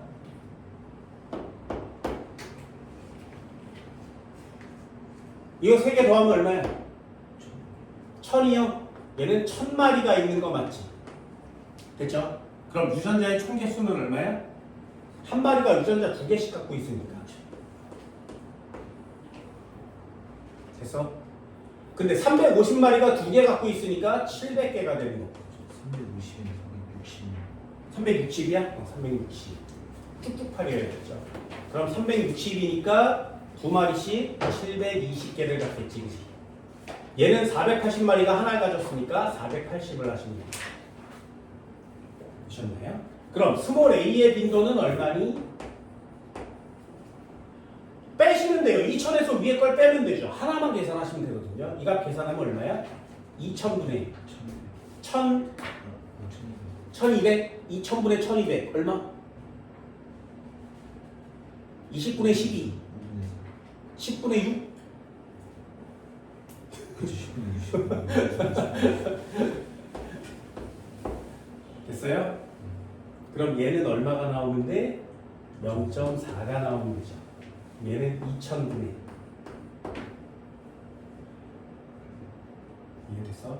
여기다 그냥 써도 돼요. 480 더하기 169개니까 320. 됐지? 빨리 계산할 수 있겠어요? 이게 다예요. 나에서 라지 A의 빈도는 얼마니? 그럼 얘는 몇 마리? 500마리? 500마리니까 1000분의로 시작하겠지. 1000분의 2, 4, 5 곱하기 2개 90, 40, 490 더하기 요거 210 됐어요? 그럼 얘는 얼마? 1000분의 700 0.7 그럼 스몰 a는 빈도가 얼마야? 0.3 여기까지 됐죠? 이게 다예요. 그냥 개수만 세면 돼요. 가와 나의 대립유전자 빈도를 바탕으로 P의 계체물에서 G나 여부를 근거를 들어 서술하시오. 이렇게 써 있습니다. Q는 P의 포식자예요.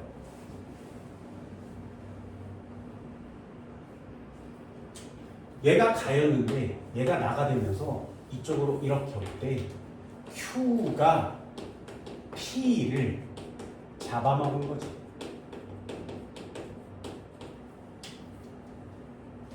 포식자라고 써 있으니까요.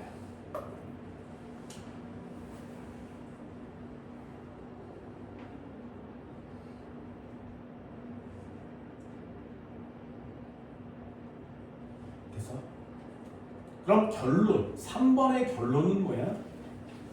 유전자 빈도가 어떻게 됐다고? 변했다고. 그러면 Q에 의해서 이 집단은 진화하게 된 거라. 진화는 좋은 쪽으로도 일어나고 나쁜 쪽으로도 일어납니다. 4번 읽어볼까요? 가에서 개체 사이에 몸색의 변이가 있었다. 변이가 있었다. 가에서 개체 사이에 몸색의 변이가 있었다. 다시 한번. 가에서 개체 사이에 몸색의 변이가 있었다. 보여요? 고등학교 1학년 때 배웁니다. 변이. 하나의 개체군 내에 다른 형질을 변이라고 합니다. 변이는 막 생기는 게 아니라 그냥 다른 걸 변이라고 해요. 예를 들면 나는 쌍꺼풀이 없어. 쌍꺼풀이 있는 사람도 있지. 그럼 쌍꺼풀이 있는 사람도 쌍꺼풀이 없는 사람도 다 변이에요. 변이는 뭔가에 의해서 만들어지거나 생성되는 게 아니라 그냥 태어났을 때의 꼬라지를 변이라고 합니다. 회색이었는데 흰색이 있는 거죠. 회색도 있고 흰색도 있어. 변이가 있는 거예요. 인간이. Q로 인해 P의 개체군에서 새로운 대립유전자가 만들어지진 않죠. 라지 B가 생겼니? 그렇지는 않는다고. 2번은 X. 유전자형이 라지 A, 스몰 A인 개체의 비율은 가에서가 나에서보다 높다. 요 녀석만 비교하는 거죠. 요 녀석만. 얘는 1000마리 중에 480마리면 얘는 500마리 중에 210마리가 되는 겁니다. 가에서가 높죠. 3번 동그라미. 몸색이 흰색인 개체의 비율은 나에서가 가에서보다 높다. 얘는 1000마리 중에 160, 얘는 500마리 중에 45. 됐나요? 그럼 누가 높아? 얘가 1000마리가 되면 90마리가 될 거니까 앞쪽 게 더 크네요. 가가 더 큽니다. 4번도 동그란. P의 유전자 풀은 가에서와 나에서가 같다. 뭐야 X 진화한다니까요. X. 포식자가 흰색 개체보다 회색 개체를 더 선호할 경우 개체군 내 대립유전자 A의 빈도는 증가할 것이다. 얘가 회색을 더 많이 처먹으면 어떻게 돼? 회색의 숫자가 더 많이 줄어들겠죠. 회색의 숫자가 더 많이 줄어들겠지. 그치? 그러면 회색의 유전자 빈도는 감소하겠죠. 6번은 X. 한국말로 풀어야 되기 때문에 여러분들이 이런 것들을 잘 해주셔야 돼요. 246페이지도 한번 볼까요? 그림 보고 맞추세요. 이 그림은 수능에 정말 많이 나와서 여러분들 내신 내기 제일 좋습니다. 대표 자료 2번. 자, 기억. 4개 중에 뭐라고? 생존에 유리한 형질이 새로 나타났지. 새로 나타나면 뭐라 그래? 돌연변이. 맞아요? 아니에요. 니은 한번 볼까요? 우연한 사건, 동그라미. 우연한 사건 뭐라고? 유전적 부동 중에 2개를 골라야겠죠. 유전적 부동 중에 창시자 효과, 유전적 부동. 이렇게. 병목 현상, 유전적 부동 이렇게 쓰시면 돼요. 디귿은 안으로 들어왔어요. 이 입. 유전자 흐름 중에 이 입. 리을은 돌연변이 유발물질이라고 써있는 거 맞죠? 그죠? 돌연변이 유발물질은 돌연변이. 기억, 생존에 유리한 뭐라고? 분리한 애는 다 죽었다는 얘기지. 누구에 의해서? 자연에 의해서. 그래서 기억은 자연 선택 이렇게 쓰게 돼요. 됐나요? 마지막 하나 정리. 이 시험에 잘 나온다. 유전적 부동은 우연한 현상이 일어나고요. 개체군의 크기가 작을수록 효과가 큽니다.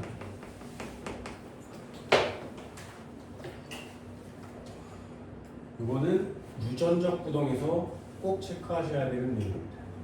내가 니네 학교 선생이라면 유전적 부동만 내세요.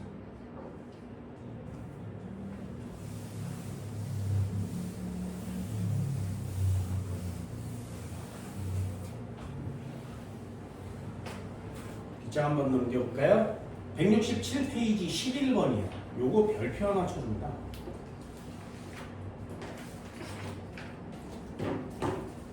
자, 문제 어떻게 푸는 건지 잘 보세요. 167페이지 11번이에요. 첫 번째 뭐라고 써있어? 개체 1000마리 밑줄이.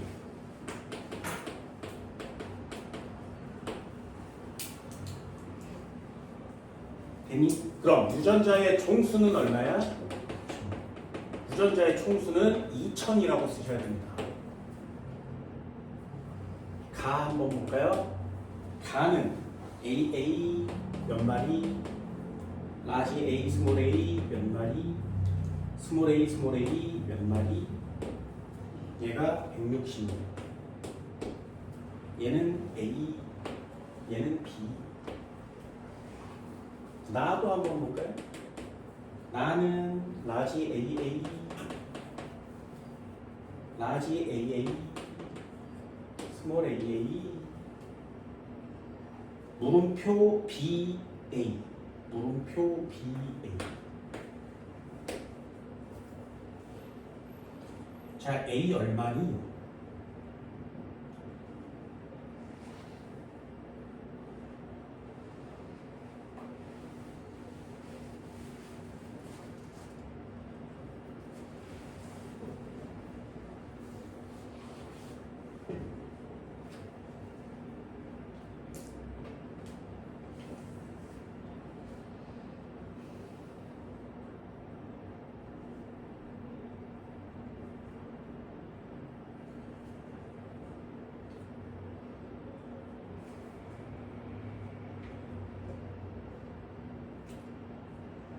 그래서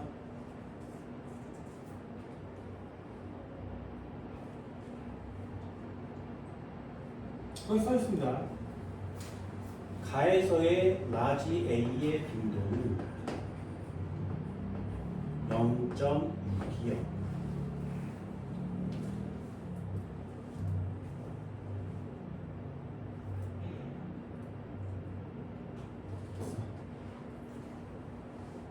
그럼 스몰 a의 빈도는 얼마일까? 더하면 1 돼야 되거든요.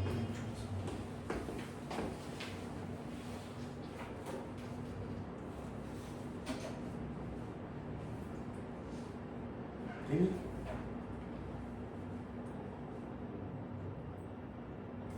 그러면 수식을 만드는 거, 수식은 이렇게 만드는 겁니다.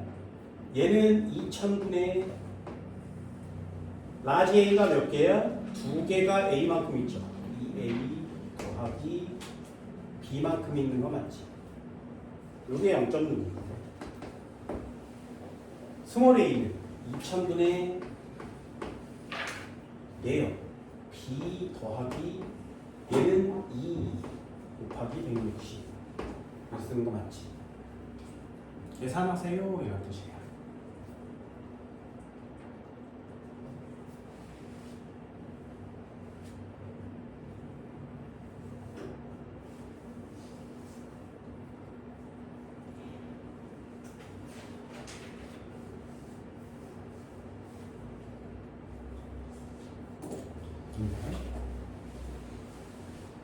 나 같은 미친놈은 이거 어떻게 풀어?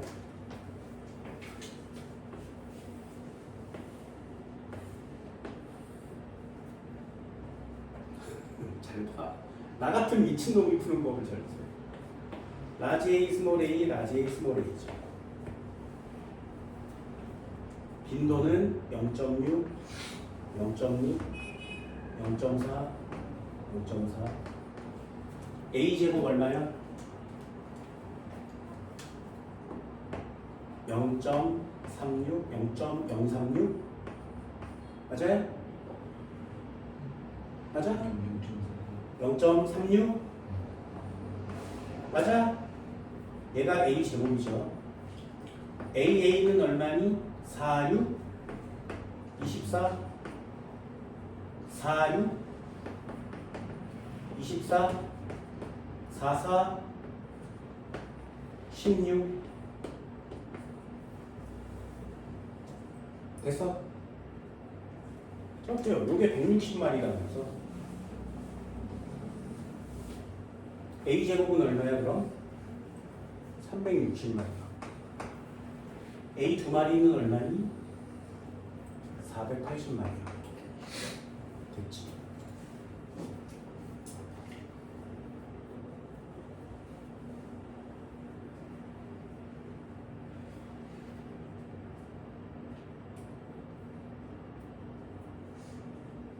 그럼 여기도 480마리거든요. 360마리니까 얘가 160마리가 되겠죠. 그럼 얘는 A의 빈도는 반대로 써야 되거든요. 0.4. B의 스몰 A의 빈도는 0.6. 기억 동그라미. 스몰 A의 빈도는 라지 A의 빈도와 같네요. 이는 X.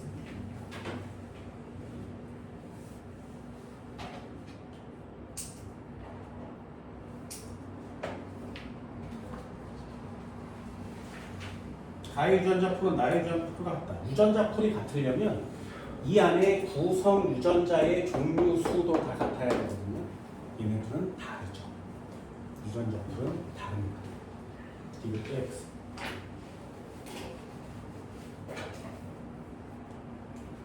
됐나요? 그래서 요거 꼭 정리하세요. A 더하기 스몰 A 제곱. 이거 꼭 정리하는 거예요. A 더하기 스몰 A는 1입니다. 그럼 얘는 A 제곱 더하기 2AA 더하기 A 제곱이 나오겠죠. 이게 여기 유전자 풀의 계산형 시험제를 푸는 아주 간단한 방법이에요.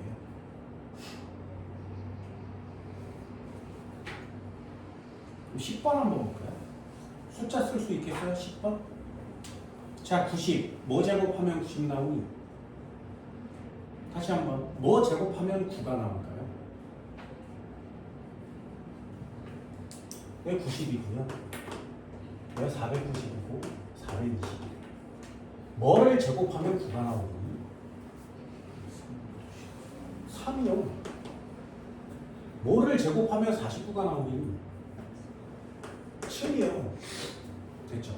그래서 라지 A의 빈도는 0.7, 스몰 A의 빈도는 0.4 이렇게 기억 동그라미.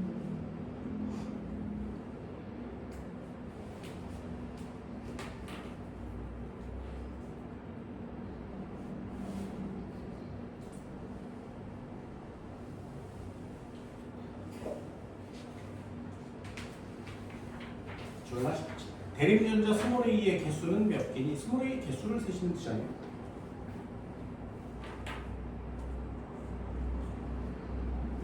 180은 아닐 거예요. 대립전자 스몰 A의 빈도와 스몰 A의 빈도를 합한 항상 이래요. A 더하기 스몰 A는 1입니다. 이것은 무조건 동그라미죠. 이렇게 간단하게 문제를 해결할 수 있는데 이걸 어렵게 풀지는 않습니다.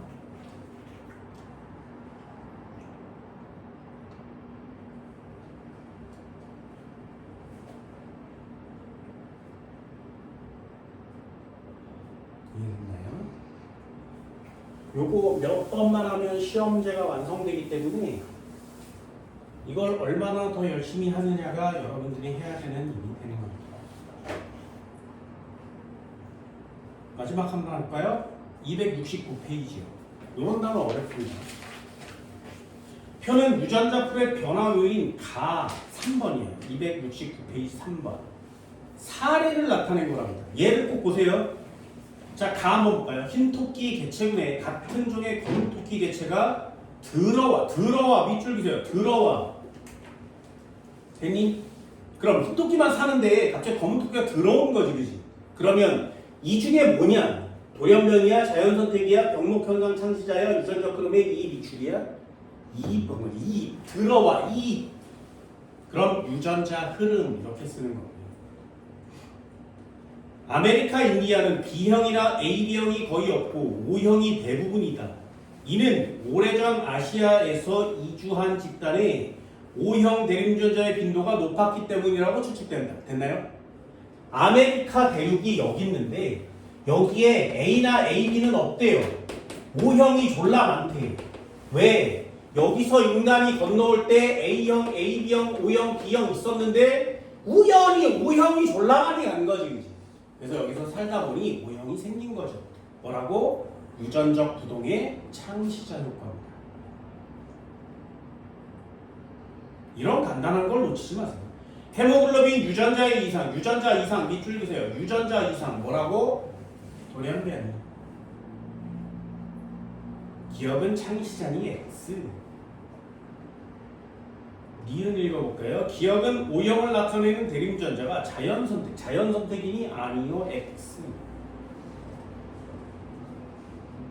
말라리아가 자주 발생하는 지역에서는 낫모양 적혈구를 만드는 대립유전자의 빈도가 다른 곳에서부터 높게 나타날 것이다. 네, 낫모양 적혈구가 있는 사람은 말라리아에 잘 안 걸립니다. 어때요? 딱 떨어지죠? 유전자 풀이 너 뭔지 알아? 유전자 빈도가 너 뭔지 알아? 그래서 유전자 풀은 전부 다 세는 거고 유전자 빈도는 각각의 비율인 거 알아? 그런데 이 유전자 풀의 유전자 빈도가 변하면 진화한 거다. 변화하지 않으면 진화 안 한 거야. 두 개 비교했을 때 변한 거 보이니? 그럼 진화한 거 아니겠니? 그럼 진화할 때 어떤 요인 때문에 진화한 건지 맞출 수 있겠어? 이게 니네들이 해야 되는 전부 다죠. 문제는 생각보다 간단하고 단순하지만 생각 외의 머리를 써야 하는 부분들도 좀 있기 때문에 차근차근 차례차례 이렇게 정리를 해주시는 게 좋을 겁니다. 되셨나요? 또 단원이 끝났습니다. 잠깐 쉴까요?